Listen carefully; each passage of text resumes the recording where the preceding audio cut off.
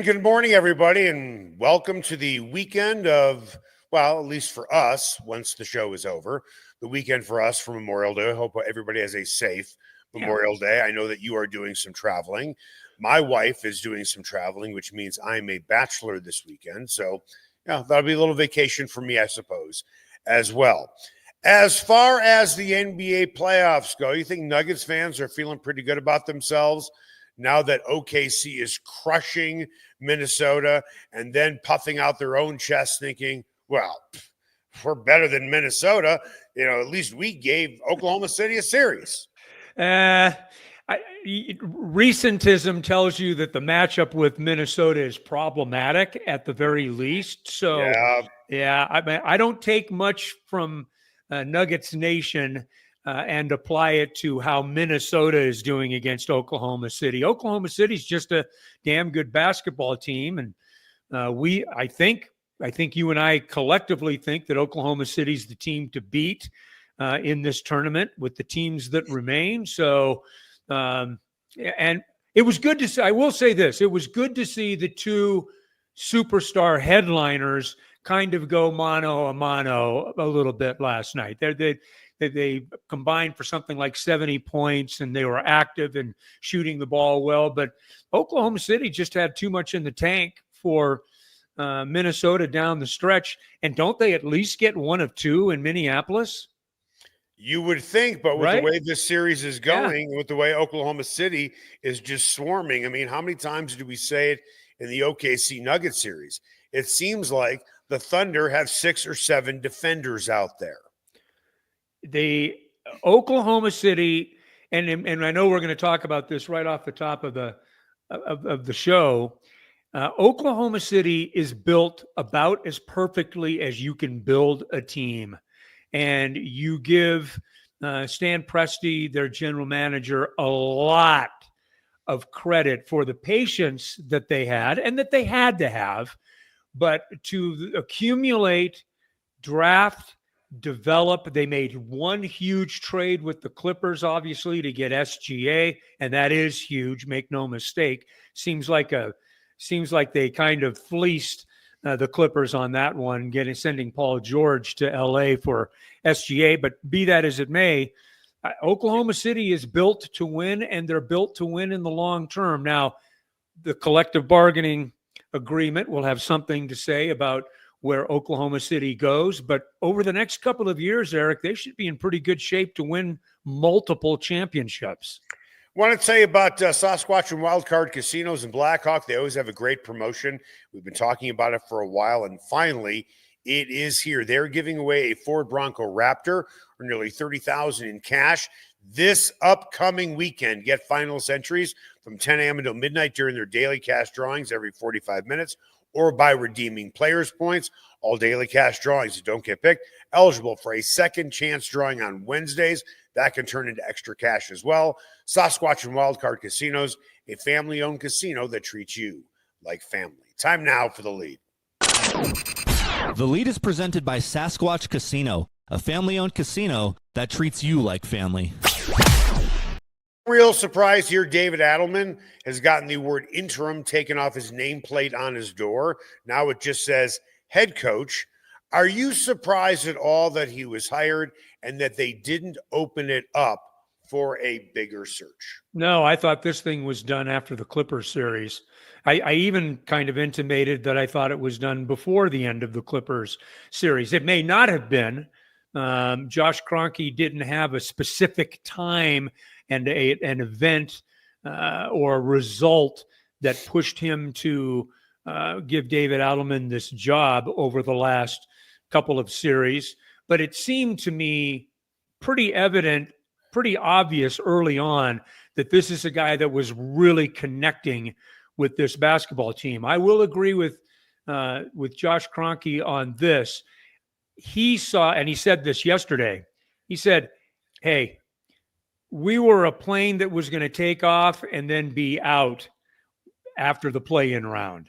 You know, we went much, much further than I really thought that we could possibly do. And he gave all the credit to David Adelman. You give credit to the team too, because that's a veteran team, and obviously they rallied around each other, and they rallied to a degree around David Adelman.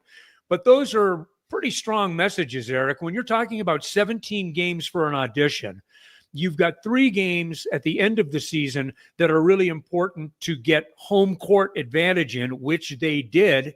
And then the way that they played in the postseason, I would have been far more surprised if David Adelman didn't or hadn't gotten this job. What kind of message is it to every single candidate interviewing for the GM job? Here's your coach. Yeah. This is who we've picked for you.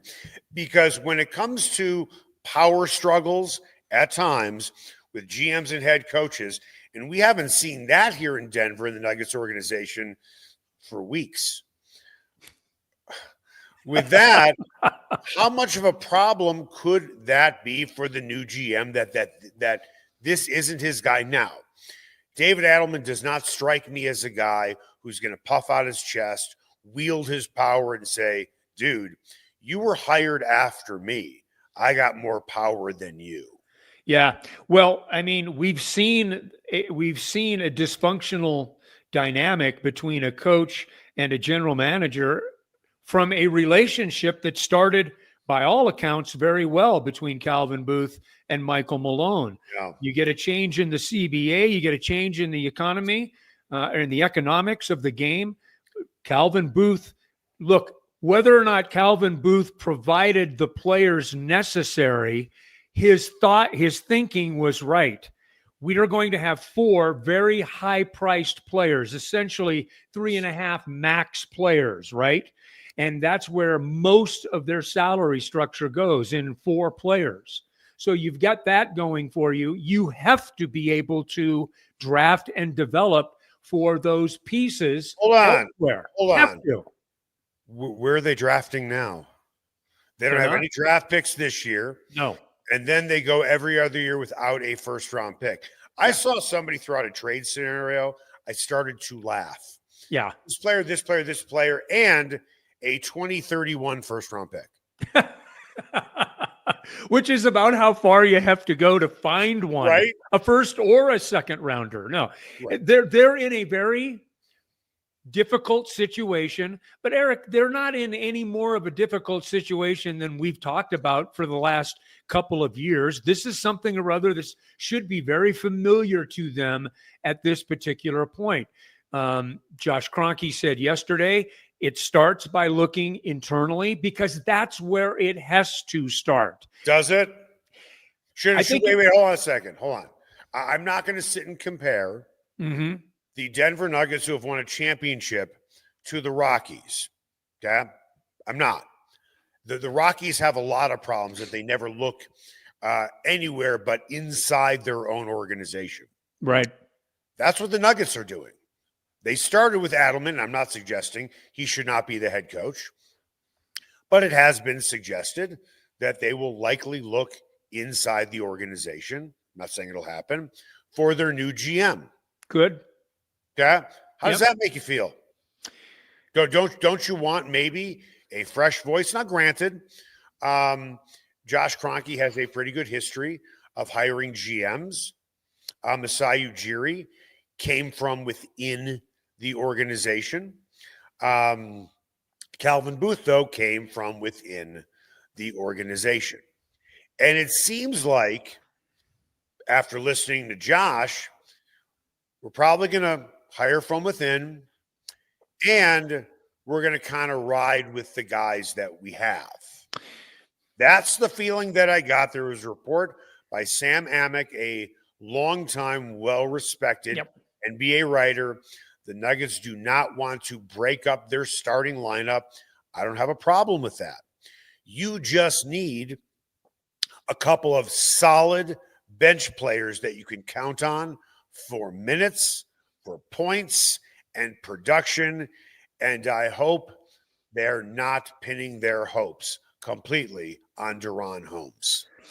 Eric, isn't it something how 2 years after we knew this was coming, and after they drafted essentially the young players that they have now in their system on the roster, that we still don't know enough about them. And look at what's happened now in the aftermath. It's essentially cost a head coach his job, a general manager his job. We're still asking the same questions about whether or not they have anything with these guys that they need to have to put pieces in place to help that starting five. Josh was all about yesterday. We've got to know what we have come April when we begin this cycle again. Josh is a basketball guy. I mean, and he's a smart dude. I will say this about Josh Kroenke. Every time I'm in a press conference with him, I become more, and I like him more and more, and I'm more respectful of his experience and the way that he thinks about things. He's a bright dude. He really is.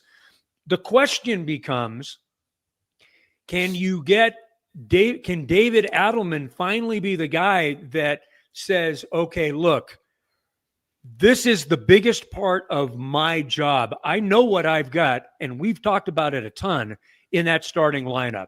That starting lineup you'd put with just against about any starting lineup in the NBA and figure you could go toe-to-toe with them. We know that. What we don't know, 2 years later, can you trust Julian Strawther in high leverage moments? Can Pickett or Hunter Tyson, can they be pieces that can help your depth? And can you trust them in a playoff situation? Deron Holmes, we don't know yet. He had an Achilles, so that's an unfair one right there. But to your point, you don't count on too much there. You just hope that he can come along. But they have got to get answers to those things. I think it's job number one for David Adelman. And I think it starts early. I would put Deron Holmes in summer ball and say, as long as that Achilles is, and I've seen him the last few weeks, he looks great at practice. Get him some experience and then start figuring out what you have, because if you're going to have to figure out the Rubik's Cube of developing, letting players make mistakes so that they can learn, and trying to win. Michael Malone never got there. I love Michael Malone for so many different things, but it is very clear that Michael Malone was tending to the first tenet of coaching, winning the game that you are coaching. That was his deal, trying to win games instead of trying to develop a roster that could win games into the postseason. And the Nuggets still don't have that roster. Right. Well, what they have in Deron Holmes is something that they haven't had, although they actually, you know what? They have had it.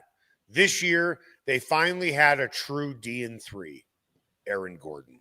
Yeah. They're hoping Deron Gordon is a D3. Playing the same position, by the way. He is a good three-point shooter. I think with work he will get better.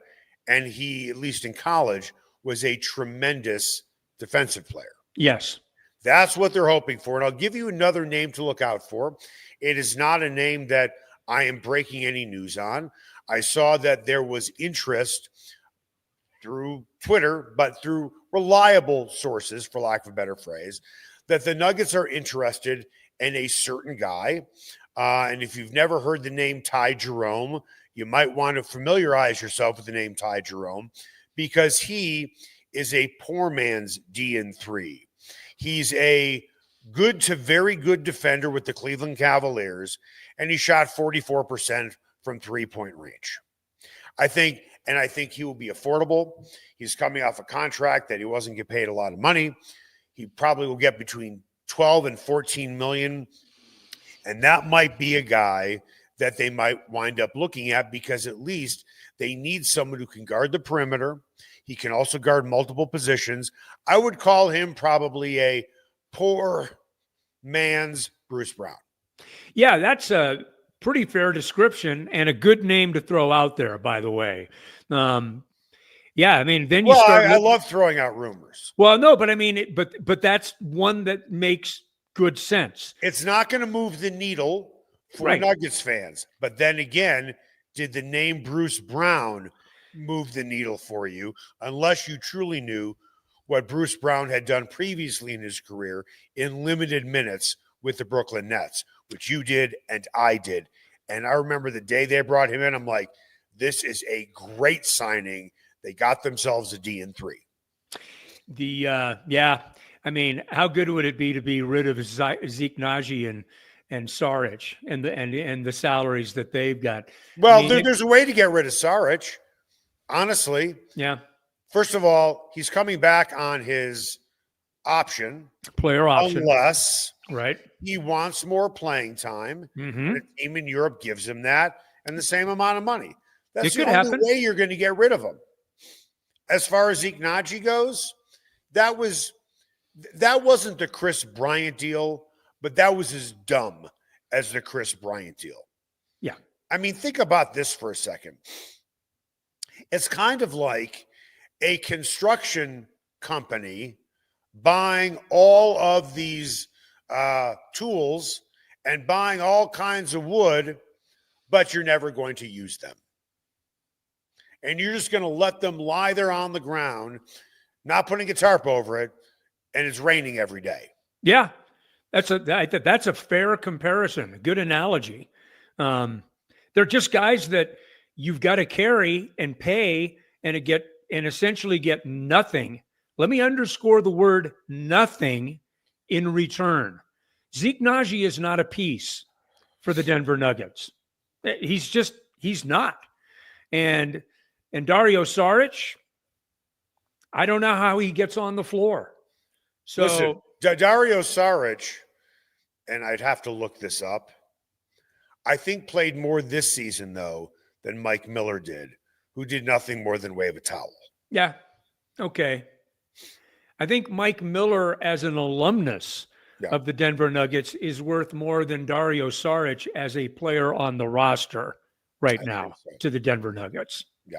Yeah. So anyway, but off we go.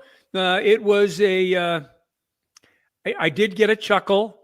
Remember Nikola Jokic saying afterwards on last week, Sunday after the game against OKC, when he was asked about the coaching hire, and he said that it was above his pay grade. And Josh made a comment yesterday in the press conference saying, well, considering what Nikola is, and he says Nikola is being paid, nothing is above his pay grade. And he's absolutely right. So you can bet that Jokic is at least has been very much aware of, I think, what's going on here in this process. I'm sure the Cronkies have invested in Zoom. I'm sure they have their own plane. Should the Nuggets literally consult with Nikola Jokic about the offseason plans? That's next. Spice up your next night out at Nola Jane and Lodo. Authentic Cajun cuisine like andouille sausage gumbo with dirty rice, crawfish etouffee, as well as 6 different po' boys like soft-shell crab and shrimp. Come in before or after a game at Ball Arena. Host a party or party on their rooftop deck overlooking Market Street during happy hour from 11 a.m. to 5. Plus, Nola Jane caters, delivers, and the kitchen is open late night. Make Nola Jane your new favorite spot to eat, drink, and party like it's Mardi Gras. Ever wondered where city and county fleet vehicles go when they retire? Now's your chance to find out and score big. Imagine driving away with a great deal on a reliable vehicle. For over 45 years, Roller Auction has been the trusted source for government fleet vehicles and equipment. Trucks, SUVs, sedans, and more, all selling to the highest bidder. Don't miss out. Visit roller.bid/hot takes to get auction updates today. Your next vehicle could be just a click away. Everyone has their favorite barbecue spot. Mine, Smokin' Dave's Barbecue and Brew. My favorites, slowly smoked ribs, smoked corned beef Reuben, smoked meatloaf with a portobello balsamic cream sauce. Don't forget about Smokin' Dave's 16-hour smoked brisket and pork with one of their 4 homemade barbecue sauces. Great sides, you bet. Barbecue beans made with pork and brisket and their southern corn bake. Man, you got to try it. Plus, they have amazing non-barbecue entrees on the menu. Go where I go, Smokin' Dave's Barbecue and Brew in North Denver. Sasquatch and Wildcard Casinos in Blackhawk have another incredible promotion. They'll be giving away a Ford Bronco Raptor or nearly $30,000 in cash the weekend of May 23rd. Get finalist entries from 10 a.m. until midnight during their daily cash drawings every 45 minutes or by redeeming player points. And all daily cash drawings that don't get picked are eligible for a second chance drawing on Wednesdays, and that can turn into extra cash. Sasquatch and Wildcard Casinos, a family-owned casino that treats you like family. Everyone has their favorite sports bar. Mine, the Sportsbook Bar and Grill in Highlands Ranch in the DTC. Both locations are everything a sports bar should be. An upscale menu with 12 different burgers, outstanding wings, and my favorite, the Philly cheesesteak egg rolls. They've got every game on the NFL Sunday Ticket, MLB Extra Innings, NHL Center Ice, NBA League Pass, plus soccer, rugby, and UFC. Sportsbook is a hangout bar or great for private parties. The Sportsbook Bar and Grill in Highlands Ranch, the DTC, and coming soon to Parker. They are the sports bar.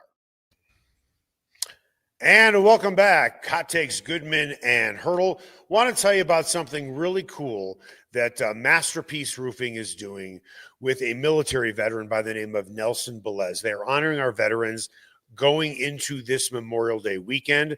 They'll be giving 2 veterans a pair of $500 Visa gift cards as a thank you for their service. To get one of these gift certificates, all you have to do is send an email to office@masterpieceroofing.com. Tell them your story. They're going to get a lot of great stories to read, but they're only going to pick 2 to give away those $500 gift certificates. If you are a veteran, if you know somebody who is a veteran, please tell them to send an email to office@masterpieceroofing.com. Or if you're a veteran, why don't you do the same thing? Again, office@masterpieceroofing.com. Time now for What's Trending. What's Trending is presented by Nola Jane in the heart of Lodo. No one does Cajun cuisine better than Nola Jane. Go see why their award-winning menu is the best in town. Kroenke said yesterday, and you alluded to it in the last segment, talking about what Nikola Jokic said, following the loss to OKC. He said, I heard Jokic's comments loud and clear. Our roster, a lot of it was put together under different rules. That is fair. I don't think he's trying to make an excuse here. But he did say a lot of competitive teams have developed their benches from within. Well, yes, he is right. A lot of teams have built their bench from within. The Nuggets have not. No. But what do we really know? And I'll ask you. I mean, and you're a guy that pays attention, night in and night out. Not really. What do you know about Julian Strawther? I know at times during the OKC series, he played with extra effort on the defensive end, but he's not a great defensive player. He is a streaky shooter. He is that. Streaky shooter is code for he's not a starter. And I don't think Vinny Johnson, the microwave with the Detroit Pistons. Yeah. He didn't start very often. But I don't think that they're looking for a starter. I just think that they're looking for trust. And I think that this is the most, and I'm not going to use the term dysfunctional. They just don't have enough knowledge to know what they can trust. And even David Adelman, look at the pattern. Anybody's going to play their best players, for goodness sakes. And he did that. He rode those guys hard during the postseason, and they responded to him. He did get a good performance, one great performance out of Julian Strawther. But they've got to have more quality depth. And if Oklahoma City isn't telling you anything else, that should be looked upon as got it loud and clear. Hold on a second. Come on. Well, hold on a second. I'm not trying to give you pushback here. But Oklahoma you'll try City, anyway. Well, no, I'm just going to state facts, and then if you disagree, that's fine. We can have a conversation about it. Right now, the Oklahoma City Thunder have a pretty good handle on their cap because they have a lot of really young players. SGA is about to get a huge deal, and it's still not going to blow a hole through their cap. Right. They still have another 2-3 years of this window with keeping their guys together. The difference is, why do they have such a good bench? Couple things. They've had a lot of high draft picks. That's number one. Number two, Sam Presti knows how to spot talent. Calvin Booth, I don't want no disrespect to Jerron Holmes or Strother or Peyton Watson or Pickett or Hunter Tyson. You can make the case he's not only not as good, but when you compare him to Sam Presti, he's terrible, because just about everybody is terrible compared to Sam Presti. Right. And my point is very simply, and you're absolutely right about that. My point is, you got to have a bench. You got to have depth. I don't care how you got it or what you ended up drafting. It's incumbent upon, look, the CBA obviously changed everything. You already had 3 of those contracts essentially, because you knew you were going to have to do something with Jamal Murray. You had 3 of those contracts that you knew you were going to have to live with. And you probably figured that Aaron Gordon was on the come as well, and that you were going to keep him. So here you are now. You've got 78 to 82% of your salary structure tied up in 4 guys. We don't know if anyone will be trade bait. I would suggest to you that they will try to float Michael Porter Jr. We've talked about that ad nauseum. Not sure there's much of a market for that out there, but we'll see how that plays out. But it doesn't make any difference. You still have to figure out a way, with whatever limitations that you have, to be better, deeper in your roster. And that's where the development comes for the Nuggets now.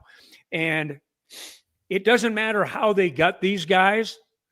It falls into the Sean Payton way of doing things. I don't care how you got here. I care what you do once you get here. Yeah, but hold on. I agree with Josh Kroenke when he says this, that they were the first victim of no the question. new CBA. I agree. They were the first victim of it. So let's add it up. This is not the same as Sean Payton. It is not. It is not the same as the Broncos. I'm talking about the sentiment, Eric. I'm talking about the sentiment of players once they get there. I don't care how they get here. I care what they do once they get here. I mean, there's no preconceived notions, and that's where the Nuggets are right now.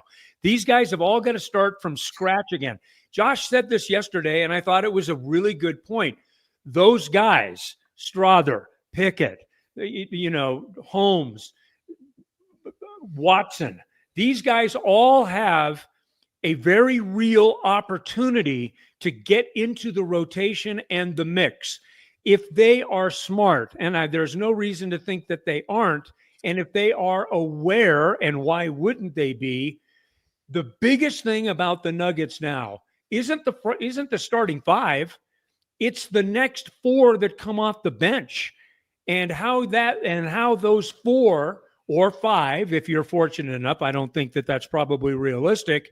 But if you can find 3, 4 guys that you can count on come April, then you've done what you need to do to make yourself a more legitimate contender. The Nuggets weren't going to win 8 more games this year. I know that their runs through the first 2 series were valiant. We've talked about that. But they weren't going to win 8 more games. They've got to find trust and consistency in their depth. And it's got to be job one. And if it means that you are maybe giving up some games early in the season, then you know what? It may have to happen, because these guys have got to play, period. Or gotten rid of, one or the other. Let me ask you something. When you look at the NBA draft compared to the NFL draft, is it fair to say rounds 1 through 3 minimum, maybe 4, you expect them to be round 1, you expect them to be starters. Round 2, round 3, you can expect a lot of them to eventually be starters. Yep. 4th round guys, there can be some starters there, but you really, anything beyond 4, you're hoping for a Nikola Jokic, a Tom Brady, so on and so forth. Right. A Jonathan Cooper for in football terms. Right. Yeah. No, Every you're right. once in a while, you get fortunate with a Draymond Green or a Nikola Jokic in the second round. Once you go past number 20 in the NBA draft in the first round, you are basically in the fourth round of the NFL draft. That is correct. Yes. That is a very fair comparison. So, fine. With that, how many of the recent draft picks were picked in the top 19? And that's my point. Yeah, I'm not even sure. What are you really expecting here? You really see what this is what Calvin Booth did. He wanted guys who were versatile. I don't have a problem with that. He wanted guys who can play multiple positions. Check. Got that. Wanted some guys with length. Check. Got that.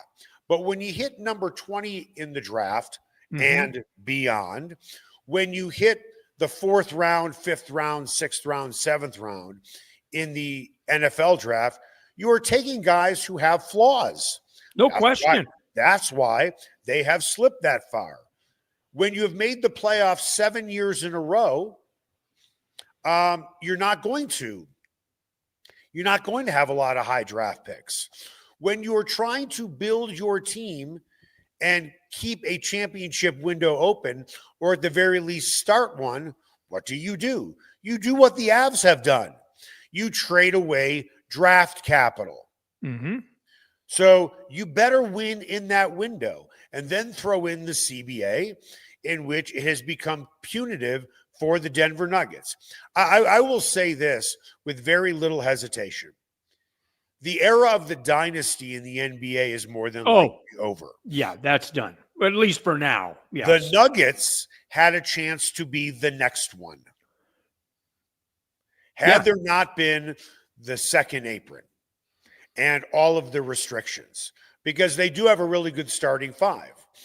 With that, when the Nuggets did not have a lot of high draft picks, and the funny thing is, let's look at how their team honestly was built.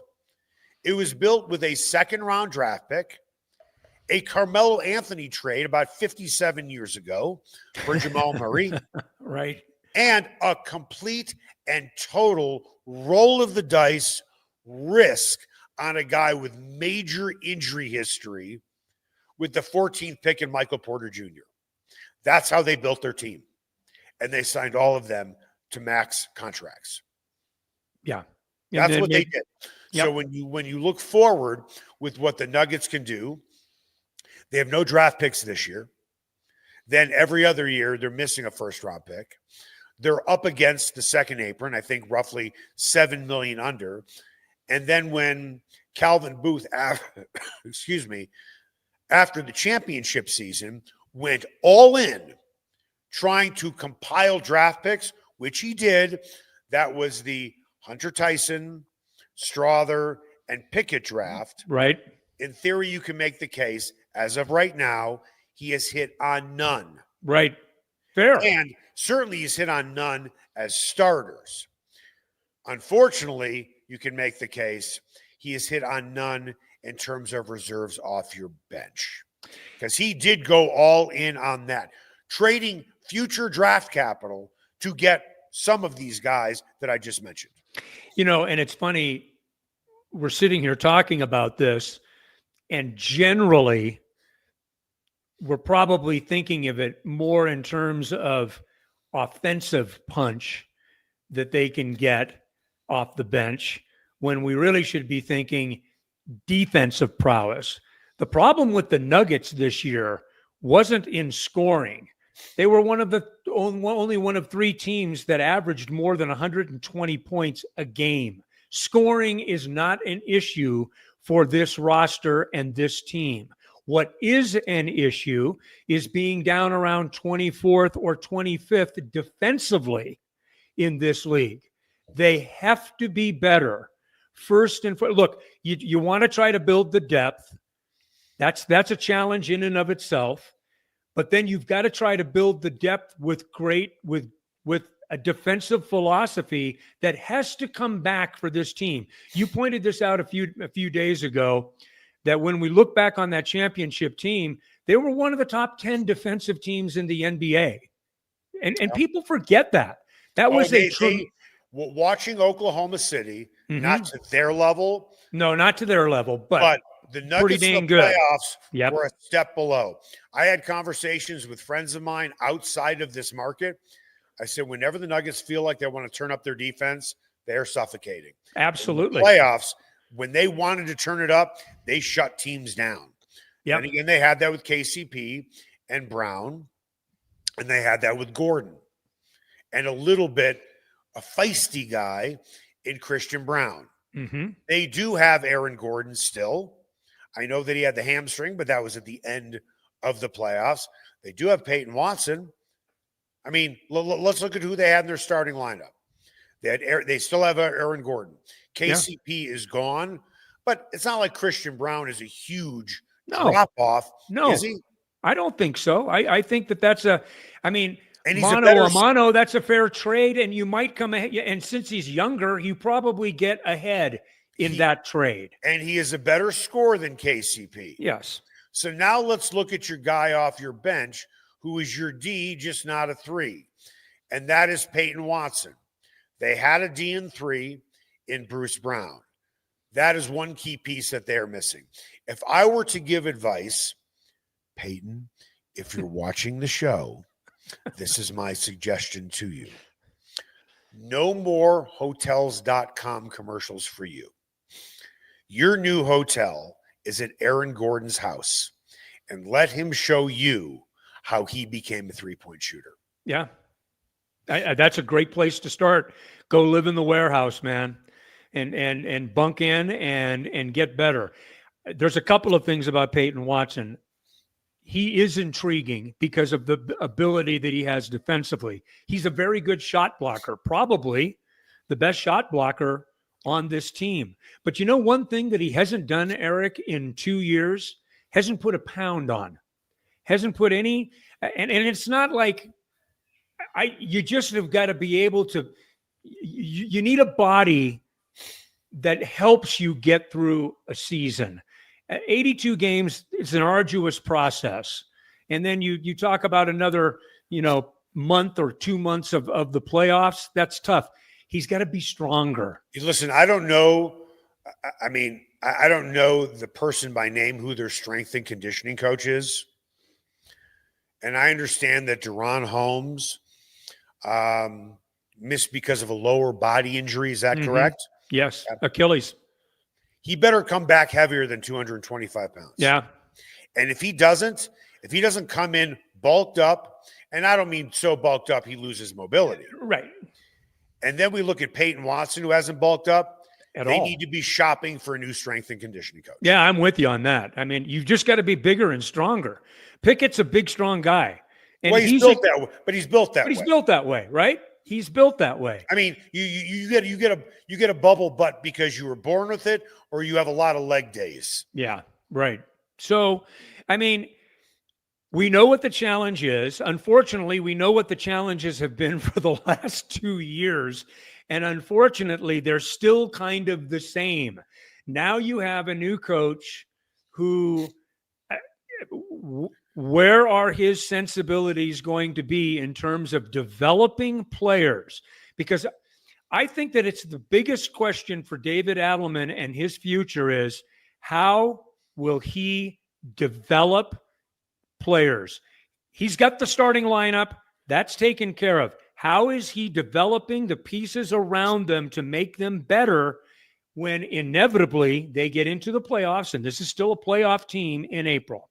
I'll tell you why I think David Adelman is the right coach today. Just like John Fox was the right coach after Josh McDaniels. David Adelman, I think, is willing and has the patience to coach young players. I agree. Michael Malone is a grizzled vet. He's been around for a long time. He's been fired in the past. He wanted to win now, and I don't blame him. Me neither. As John Elway would say, you want to win now and from now on. With that, I think David Adelman has the right temperament to develop these players because he's a young guy too. When you get older, when you're younger, you want it now. When you're older, you want it now. But when you're older, you feel like your clock is ticking and you're playing and you're coaching for your legacy. David Adelman is not coaching for his legacy right now. He is on step one of his NBA head coaching journey. Yeah. And I'll ask you this as we get close to finishing the show here. Do you feel good? Let's just take where they are right now, snapshot of the moment. This is my Eric Goodman stuff that I'm doing. Back to you. How good do you feel better about the Nuggets today than you did 2 days ago or yesterday? I think this is how the Nuggets view it. And unfortunately, again, it's a Rockies way of thinking, although I'm not comparing the two organizations. Bill Schmidt, man, if only we had Ezekiel Tovar for a month, we could have won a lot more games. The truth is, if the Nuggets had MPJ of the playoffs that they did in the regular season, they could still be playing today. And that is the truth. They could. Yeah, they could. He was a non-factor. Except for one big game. Okay, had 21, 6 for 9 from 3 points. What did he average in the playoffs? Maybe 7 points a game? Maybe. Double it. Yeah. 14 points a game, which was below his regular season average of 18. If he's scoring 14 points a game, I don't even know if the Clippers series goes to 7.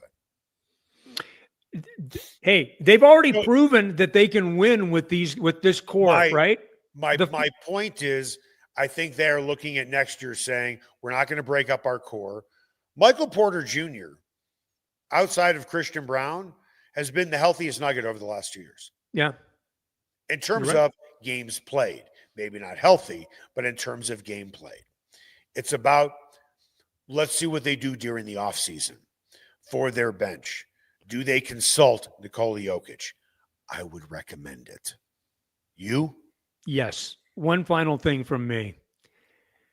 We have all of this conversation, and you just touched upon it with MPJ.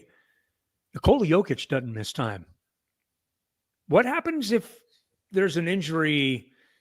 At some point, there's going to be an injury to Nikola Jokic that probably keeps him out for, he's missed, 5 or 6 games here. Right. You know what I mean? Yeah. But we have not seen an injury that's kept him sidelined for a significant period of time. Not only is he brilliant, but he's also available on top of it. Yeah. There's a lot of things. It's going to be a very interesting offseason. But I will say this. I feel better about where the Nuggets are with David Adelman being named as head coach. Now, they've got a lot of ground to cover between now and when they get together in October, right? They've got a lot of ground to cover. But I feel good with Josh Kroenke kind of redefining his role and his hands-on that I think is going to probably take up from this point. And I like the sensibility and the style of communication and the relatability of Adelman for this group. Here's the truth, though, okay? And it's great that they have David Adelman as their head coach, a guy who's completely unproven. Let's really be honest. Yeah. Although he did have a really good run in the playoffs, and they went further than people thought. When I say further, pushing OKC to 7 games. With that, if they don't bring in any free agents, if they don't bring in anybody to bolster this roster, this is where the Nuggets and the Rockies are dead similar. Next season is based on hope. The difference is, for the Rockies, hope is being 500. Yeah. For the Nuggets, it's winning a championship. Yeah. It's hope. So if Deron Holmes turns out to be a player, I've got more hope. If they bring in a guy like Ty Jerome, I have more hope. I suppose it's a wait and see. With that, happy Memorial Day, everyone. Safe travels, Bruce. Make it the best possible holiday weekend you can.